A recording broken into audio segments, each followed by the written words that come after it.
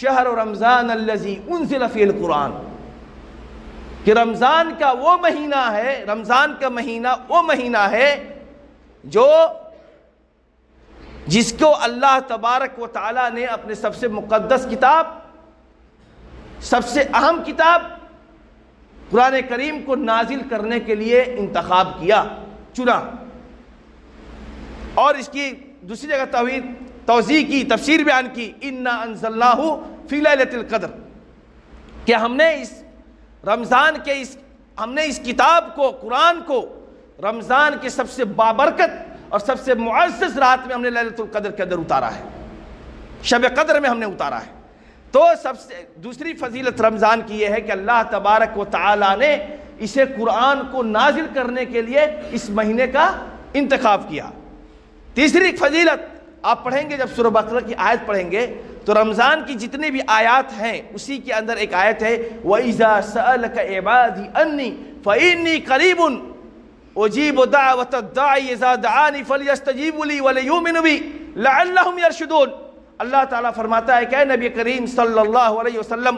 جب میرے بندے میرے بارے میں آپ سے پوچھتے ہیں کہ رب کہاں ہے، اللہ کہاں ہے، تو کہیے کہ میں ان کے شہ رگ سے بھی زیادہ قریب ہوں۔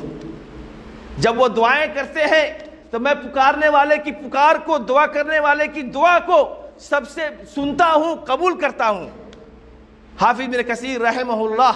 اپنی کتاب تفسیر ابن کثیر کے اندر، تفسیر القرآن العظیم جو تفسیر ابن کثیر کے نام سے مشہور ہے، اس کے اندر لکھتے ہیں اس کی تفسیر کہ اس آیت کو رمضان کی آیتوں کے بیچ میں لانے کا مقصد اور یا لانے کی حکمت اللہ تبارک و تعالیٰ کی یہ ہے کہ اللہ تبارک و تعالیٰ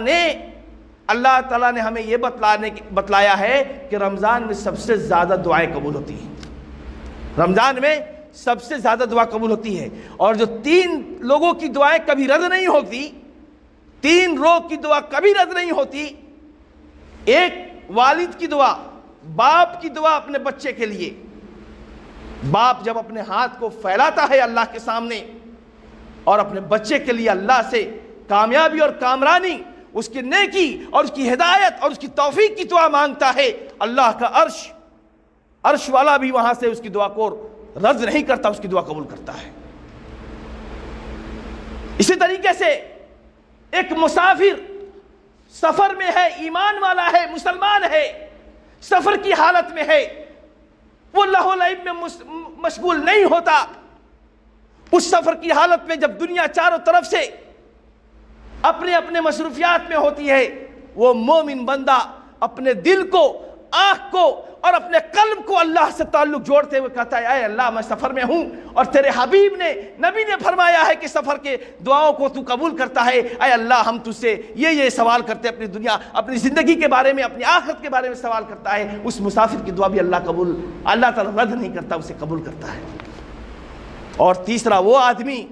جو رمضان کا روزے رکھا ہوا ہے، روزے کی حالت میں ہے، افطار پر بیٹھا ہے، ہمارے اور آپ کی طرح نہیں کہ افطار پر بیٹھا اور ہنگامہ کر رہا ہے، بس اس کی نظر پکوان پر ہے کہ کھانے کے لیے کب جیسے اذان ہو جائے اور ہم کھانے لگے۔ نہیں، ایک مومن بندہ جب رمضان کے روزے میں ہوتا ہے تو اس کی کیا ہونی چاہیے کہ افطار سے 10 منٹ قبل بیٹھے، اور بیٹھنے کے بعد وہ اللہ تبارک و تعالیٰ سے جب دعائیں کرتا ہے تو اللہ تعالیٰ اس کی دعا کو قبول فرماتا ہے۔ تو